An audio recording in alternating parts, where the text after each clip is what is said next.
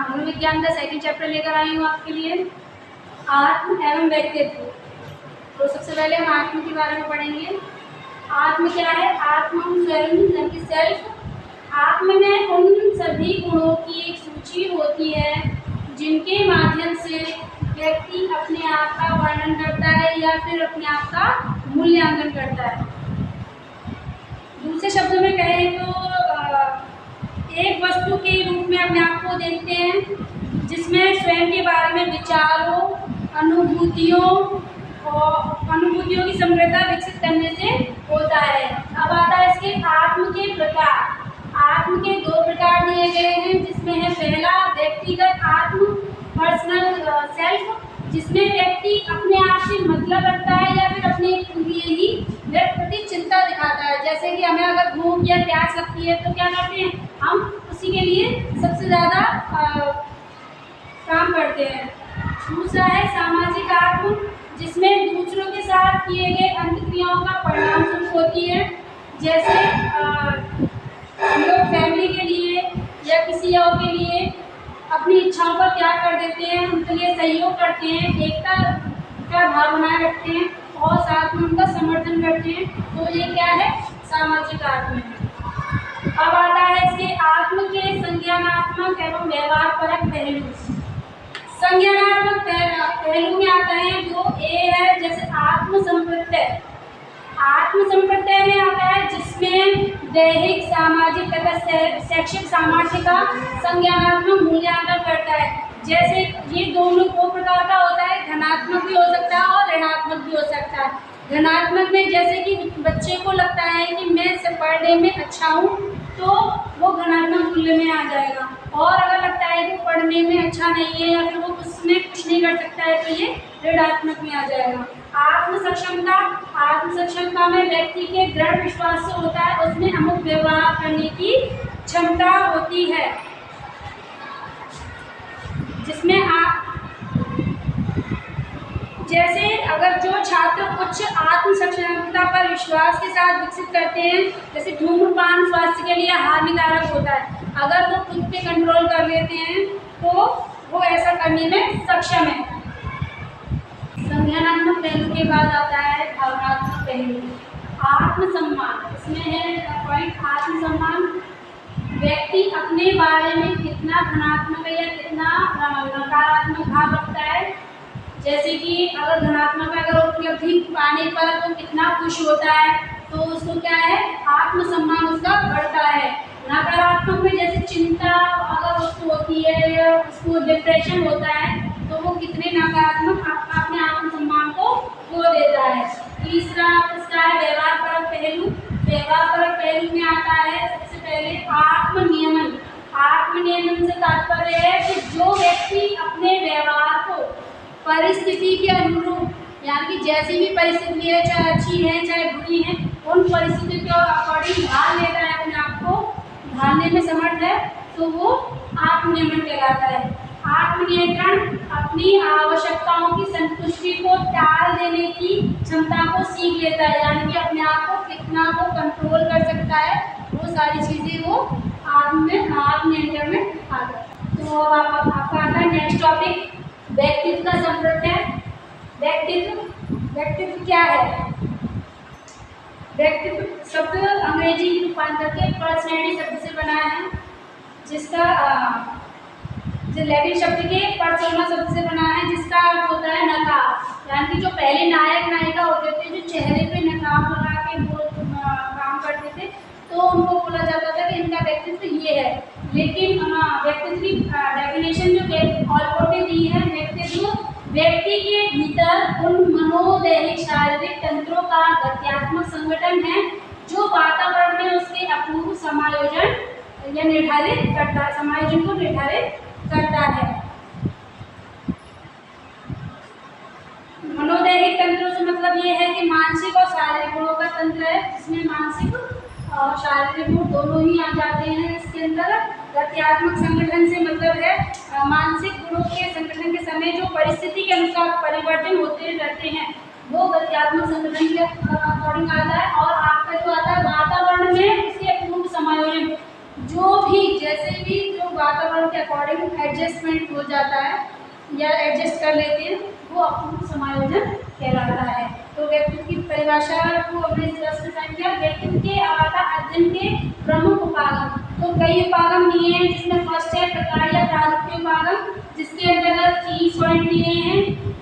3 point में सत्व गुण, जिसमें स्वच्छता, सत्यवादिता, कर्म निष्ठा और अनुशासन आदि आता है। रजस गुण में तीव्र क्रिया, इंद्रिय तुष्टि की इच्छा और दूसरों के प्रति जो ईर्ष्या होती है वो रजस गुण के अंतर्गत आता है। तमस गुण, जिसमें क्रोध, घमंड, आलस्य, सहायता की भावना आदि तमस गुण के अंतर्गत आते हैं। अब आता है व्यक्तित्व, उन्होंने और शैलन ने व्यक्तित्व को शारीरिक गठन के आधार पर बताया है, जिसमें फर्स्ट है एंडोमॉर्फी। एंडोमॉर्फी मतलब यह है इस प्रकार के व्यक्तित्व मोटे व नाटे कद के होते हैं, शरीर गोलाकार होता है, स्वभाव में आराम पसंद होते हैं और ये दूसरों पर निर्भर रहते हैं, खाने पीने के शौकीन होते हैं, खुश मिजाज होते हैं और इनके सोने में बहादुर होते हैं। इन लोगों को विसरोटोनिया कहा जाता है। दूसरा है मेसोमॉर्फी। इस तरह के व्यक्ति की हड्डियां मजबूत होती हैं तथा मांसपेशियां काफी गठीली होती हैं, यानी वो देखने में सुडौल दिखाई देते हैं। तो ऐसे लोग जोखिम और बहादुरी का कार्य करने में साहस दिखाते हैं और काफी एक्टिव होते हैं, जिन्हें सोमेटोनिया कहा जाता है। एक्टोमॉर्फी, व्यक्ति का शरीर गहरा यानी पतले दुबले से होते हैं, लंबे होते हैं और कद में काफी लंबे होते हैं। इनका स्वभाव लज्जालु होता है, थोड़ा संकोचशील होता है और सामाजिक मेल जोड़ से वो दूरी बनाए रखते हैं। उन्होंने 3 दिए हैं शैलन ने। अब कार्यों के अकॉर्डिंग व्यक्तित्व दिया है, जिसमें अंतमुखी व्यक्तित्व में आता है कि ऐसे व्यक्ति जो एकांत प्रिय यानी अकेले रहना पसंद करते हैं और आत्म केंद्रित होते हैं। इनका अधिक समय चिंतन यानी चिंतन करते हैं या फिर इमेजिनेशन यानी कल्पना करने में ही व्यतीत होता है और ये अपने आप में ही मग्न रहते हैं, सामाजिक दूरी बनाए रखते हैं। और दूसरा पॉइंट है बहिर्मुखी व्यक्तित्व। ऐसे व्यक्तित्व में सामाजिकता अधिक पाई जाती है, ये मिलनसार होते हैं और सहयोगी होते हैं और किसी कार्य को करने के लिए हमेशा तैयार रहते हैं।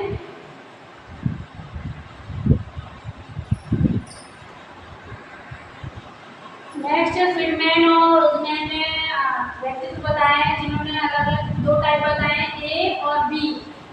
इसके अतिरिक्त सी, डी और एच भी है, जिसमें सबसे पहले आता है फ्रीडमैन और रोजमैन ने के बारे में 1974 में उन्होंने दिए, जिसमें प्रतियोगिता टाइप ए में आता है प्रतियोगिता की अटूट कोशिश, संयम, अत्यावश्यकता की धैर्य की कमी, काम के बोझ के हमेशा डरे रहते हैं, इस तरह के व्यक्तित्व। और अधिकतर ऐसे व्यक्तित्व जो हृदय रोग से ज़्यादा पीड़ित रहते हैं। टाइप बी है व्यक्ति शांत मन से कोई कार्य करते हैं तथा समय की पाबंदी की अनुभूति नहीं होती है तथा किसी भी परिस्थिति में रहते हुए भी अपना कार्य ठीक प्रकार से करते हैं। वे अधिकतर स्वास्थ्य संबंधी परेशानियों से घिरे रहते हैं। इसके अतिरिक्त टाइप सी है, जिसमें जो अलग से इन्होंने दिया है, इन्होंने नहीं दिया है। इसके अतिरिक्त टाइप सी है, जिसमें व्यक्ति को नकारात्मक संवेग अनुभव कर उसे दबा देती है, तो इस तरह के व्यक्ति को कैंसर की शिकायत रहती है। टाइप बी है, ऐसे व्यक्ति की विषाद यानी कि डिप्रेशन अधिक होता है तथा प्रतिरक्षण यानी कि इम्यून सिस्टम ठीक से काम नहीं करता है तथा स्वास्थ्य संबंधी परेशानियां बनी रहती हैं इसको। टाइप एच है, ऐसे व्यक्ति को परिस्थितियों में काफी विपरीत होने के बावजूद भी अपनी हिम्मत नहीं हारती है और बिना तनाव के अपने व्यवहार में संयमता बनाए रखते हैं। नेक्स्ट टॉपिक है कैटली का सिद्धांत, जो 1905 में दिया है। इसको कारक विशेषण सिद्धांत भी बोलते हैं। इन्होंने 2 विधाओं को दिया है, जिसमें ए है सतही शील गुण। उन्होंने 2 शील गुण को बताया, जिसमें एक सतही शील गुण है। ये शील गुण व्यक्ति के दिन प्रतिदिन अंतक्रिया आसानी से अभिव्यक्त होते हैं, जैसे हमको वो दिखाई देते हैं, जैसे प्रसन्नता है, परोपकारी है, निस्वार्थता है आदि। और दूसरा है बी, इसका स्रोत शील गुण। ये शील गुण के बारे में हमें जब पता चलता है जब उससे संबंधित शील गुण एक साथ मिलाने की कोशिश करते हैं, जैसे सामुदायिकता है, निस्वार्थता है और हास्य। इन 3 शील गुण मिलने के बाद क्या होता है, मिलाने के बाद मित्रता की उत्पत्ति होती है। इसके अलावा 23 शील गुण बताए हैं। 23 शील गुणों में कैटल ने 16 शील गुण कारक सिद्धांत को उत्पत्ति किया है। और अब आता है इसमें आइजेनिक का सिद्धांत जो 1974 में दिया है। इन्होंने भी 3 दिमाग को बताया है, जिसमें फर्स्ट है स्नायु विकृति बनाम सामयिक स्थिरता। स्नायु विकृति इसमें किस सीमा तक अपने भावों पर व्यक्ति कंट्रोल कर सकता है, जैसे चिंतित रहना है, बेचैन है, तुनक मिजाजी। और दूसरे शोर में सामयिक स्थिरता, जैसे कि समय को अपने इमोशंस को कैसे कंट्रोल कर सकता है, शांत स्वभाव पर कंट्रोल करना, ये हमारा स्नायु विकृति के अंतर्गत आ जाता है। अब आता है मुक्ता बनाम अंतर्मुखी मुक्ता।